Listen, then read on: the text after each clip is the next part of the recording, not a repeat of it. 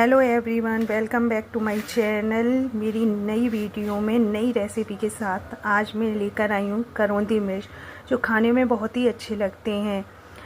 करौंदी मिर्च आप कढ़ी चावल, दाल चावल, छुके हुए चावल या फिर पूड़ियों के साथ इसे एंजॉय कर सकते हैं खाकर। और इसको बनाना बहुत ही आसान है, कुछ स्टेपों में ये बन जाते हैं। इसको बनाने के लिए जो मैंने चीज़ें ली हैं और जिस तरीके से मैंने बनाए हैं, स्टेप बाय स्टेप फॉलो करना और बनाते हैं। चलो अब